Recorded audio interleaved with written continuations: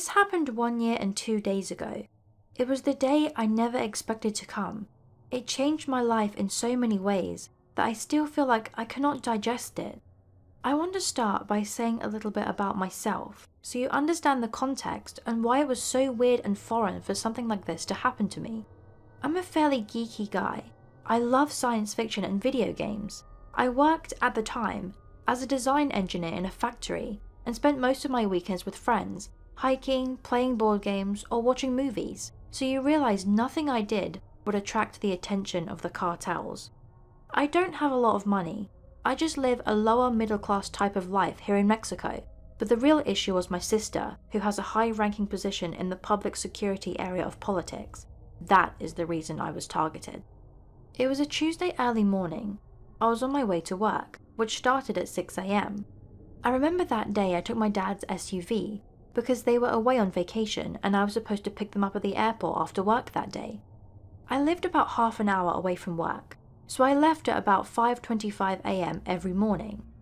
When I was leaving, I saw a pretty shady SUV parked like a block away from my house, and honestly, after my sister took her job, I was more aware about things that I saw out of place.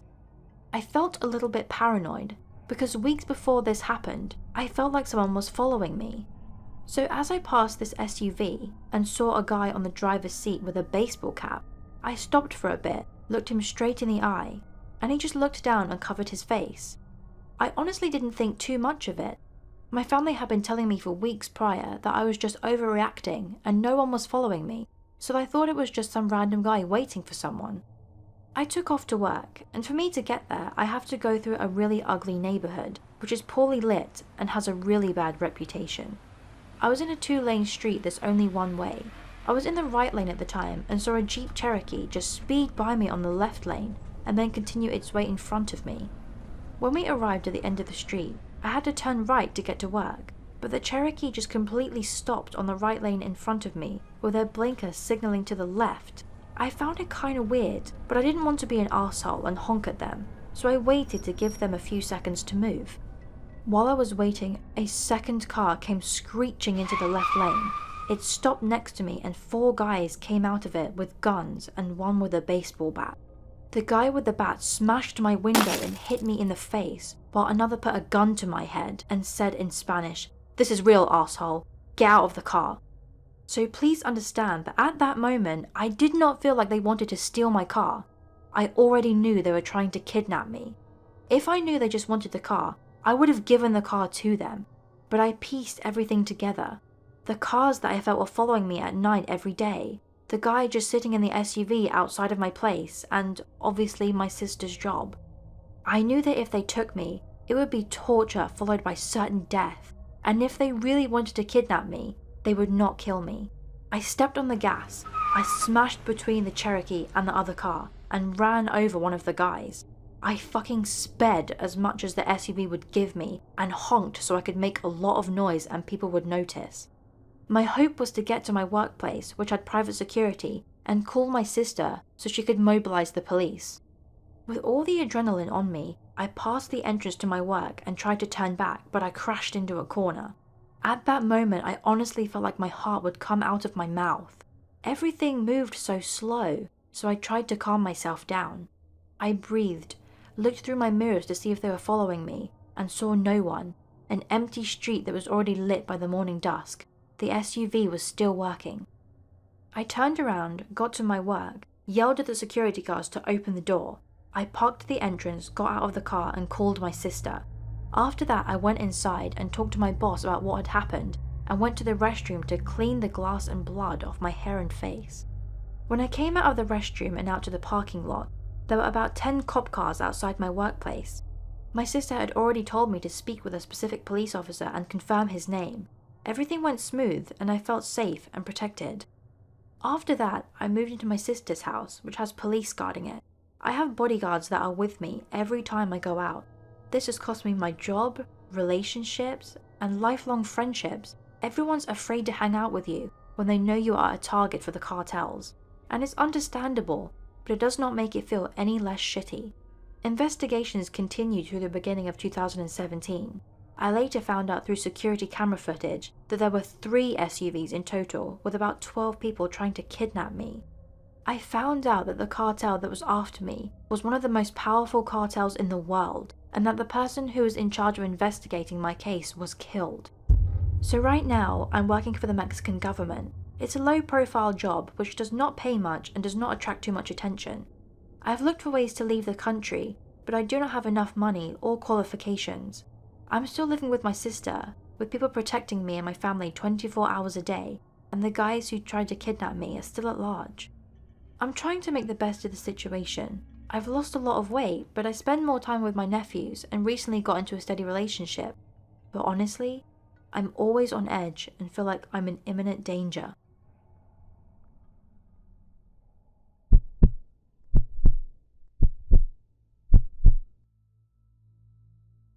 So this happened back when I was about 7 to 8 years old, but as a 22-year-old female, it's still fresh in my mind.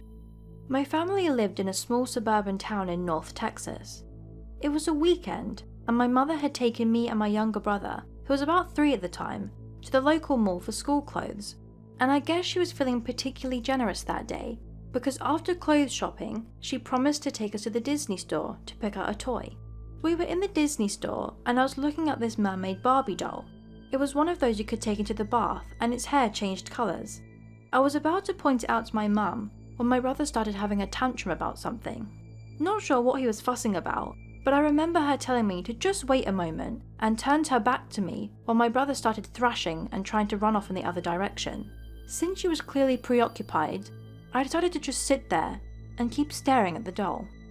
That's when I noticed this man walk up beside me. He had noticed the doll I was staring at and started asking a few questions.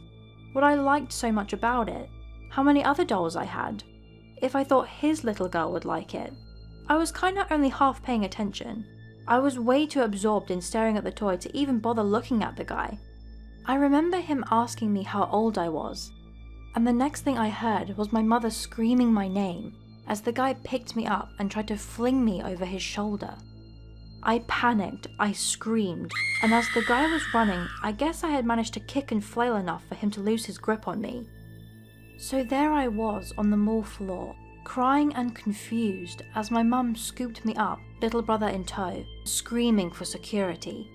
Apparently the guy had just kept running, and he managed to get outside before they could call a lockdown on the building. We never heard any news back from the police on finding the guy.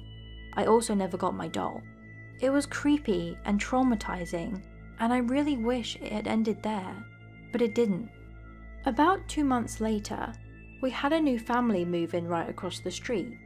I remember my mum commenting on how weird it was, because the house had only been on the market for a week. It was a couple slightly older than my parents, with 2 little girls, one of which, Ashley, happened to be the same age as me. We became fast friends, and I was so excited when she ended up being put in the same class as me. My dad and Darren, Ashley's dad, had also become fast friends, as most of the people in the neighbourhood were elderly, and he was just happy to have someone to talk to. We had a bunch of barbecues together, but Mum always insisted the family was weird, and thought it was rude how Ashley's mum never joined us. Anyways, since Mr. Darren, he insisted I called him by his first name, worked from home, and Mum was always busy with my 3-year-old brother, it quickly became the norm that Darren would be the one to pick me up from school with Ashley. He'd always joke that I was almost more his daughter than my parents, which was a comment I shrugged off, and every day he'd ask me if I wanted to stay the night. I'd never spent the night at someone else's before, but it sounded like fun, and eventually I'd convinced my mum to let me. The first weird thing I noticed was at dinner time. Ashley's mum was always really quiet and kept to herself, but I thought it was super weird that she had cooked dinner, set the table, then promptly went to her bedroom. When I asked Ashley why her mum wasn't joining us, I was promptly shushed and told not to talk about her mum. So we ate, watched a few movies, then got ready for bed. This was weird thing number 2. When Ashley said it was bedtime, I said okay and headed towards her bedroom. When I started crawling into her bed, she laughed and asked what I was doing. "We don't sleep in here, silly. We sleep with Daddy." She then took my arm and pulled me into her father's room, which I noted was not the same room her mother slept in. So her big sister, Ashley, and myself curled up in bed with Mr. Darren. I thought it was really weird, but I'd never slept at anyone else's house before and just assumed different families did stuff differently. And before you ask, no, he didn't do anything to me, or if he did, my mind has effectively blocked the memory. But to my knowledge, it was just a normal night. Anyways, so the next day was Saturday. I went home and the weekend carried on like normal. Monday was when shit hit the fan, so to speak. It was lunchtime, and our class had just piled into the lunchroom when I saw Mr. Darren sitting at our table and waving at us. Parents did visit during lunch on occasion, so that wasn't particularly weird. Him insisting on sitting next to me instead of his own daughter and having his arm around me the entire time was weird though. I started feeling uncomfortable, but didn't say anything, mainly because Ashley had been glaring daggers of jealousy at me the entire time, and I was scared saying something would make it worse. Lunchtime ended and it was time for recess. I said bye and told Mr. Darren I'd see him after school, and we headed outside. The moment we got to the playground, Ashley confronted me. "Daddy likes you. Now we have to move again."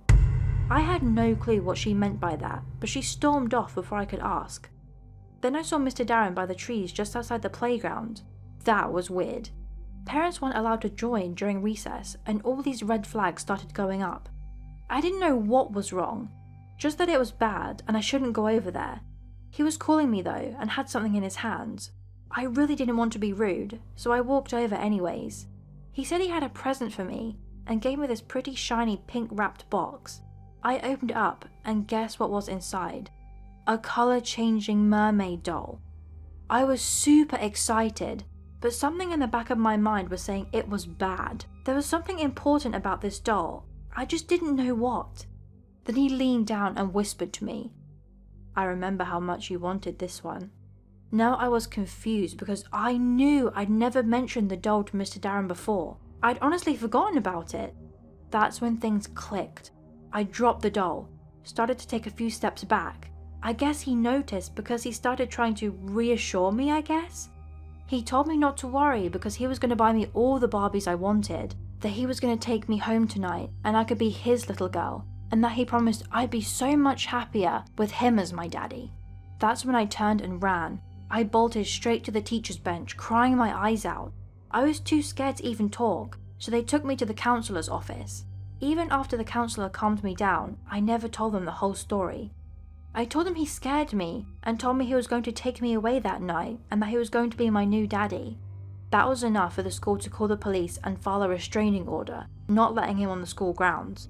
I guess I was afraid if I told them any more that my best friend Ashley would hate me. My parents took me home early. My dad went over and told Darren he was to never come near me again. Ashley wouldn't speak to me the next day, and a week later, they moved. I never heard from or saw that family again. Looking back now, I realized just how much danger I was in. I also have some heavy speculations that Ashley and Skylar, Ashley's older sister, may not have actually been Darren's children at all. I don't really know. I never told my parents the whole story. I often wonder if anything would have changed if I did, but I still to this day have nightmares about him breaking into my room at night.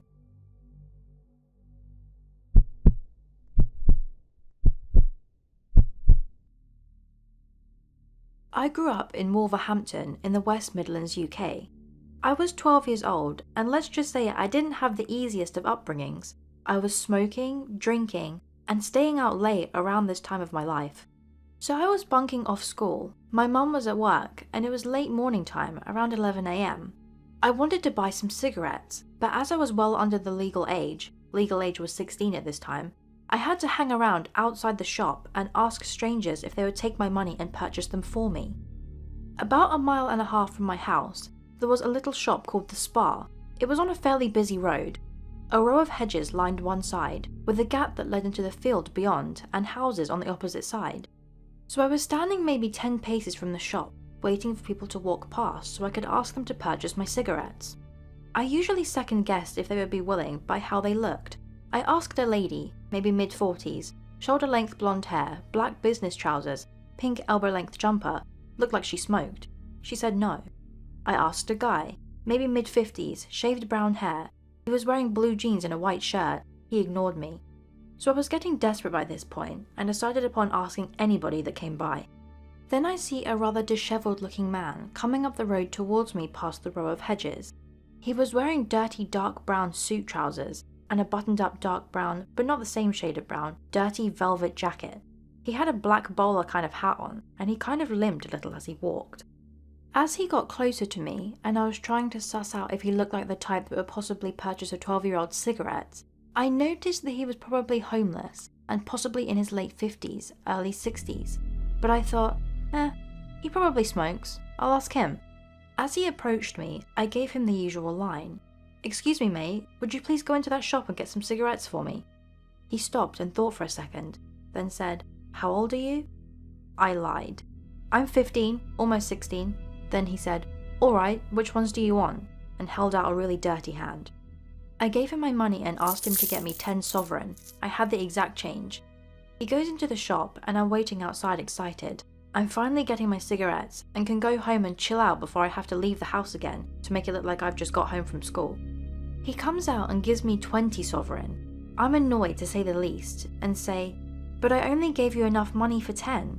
And I start panicking because I don't have any extra money on me to give him.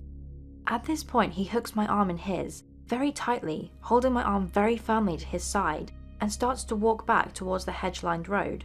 All the while he's telling me how I can make up for not having the extra money for the cigarettes. I'm kind of stunned at this point, and my mind is blank. I guess I was in some kind of shock. He leads me through the gap in the hedges and into the field, all the while talking non-stop, still briskly walking with my arm locked in his. He's telling me how I can come to his house and help him fix the roof tiles. I'm still in silent shock. The field is huge, and I can see it leads into more fields and more fields. I can hear the cars behind me getting more distant. I can't see any houses for miles. There's just fields. He's still talking, but I'm not taking in what he's saying. My mind starts to race. I finally realize that something about this isn't quite right, and I have to get away. As he is still walking, still holding my arm, I suddenly and violently pull back with my arm straight. It slides my arm out of his very quickly, and he goes flying forwards and lands in a heap on the floor, and I take one big step backwards. I'm terrified at this point, but still in shock. I can't speak. He's laying on the ground, groaning, holding his leg, like he's in a lot of pain. "Why'd you do that for? Oh, you've really hurt me. Help me up. Help me up." He's holding his leg and holding his hand out for me to help him up. I'm frozen. My mind is racing so fast. I'm looking at this disheveled man right in the eye, laying on the ground, groaning like he's in pain. But something about this situation didn't sit right with me. My gut was telling me to run. Don't help him up. "I bought you those cigarettes, didn't I? I helped you out. Why'd you do this? You've hurt me. Help me up." I take another step backwards, all the while looking into his green eyes. All of a sudden, he stops groaning and asking for me to help him up. He points his finger at me, looking me right in the eye and says, "You're a smart girl." It was like an electric shock ran right through my body, and I turn and run. I don't look back, I just run as fast as I can. When I've gotten off the hedge-lined road and turned into the next road, I slow as I'm out of breath. I start bawling my eyes out and I'm shaking uncontrollably. I keep checking behind me, catch my breath, and don't stop running until I get home. Least to say, I was terrified I'd bump into that man again, and I never tried to buy cigarettes from that shop ever again.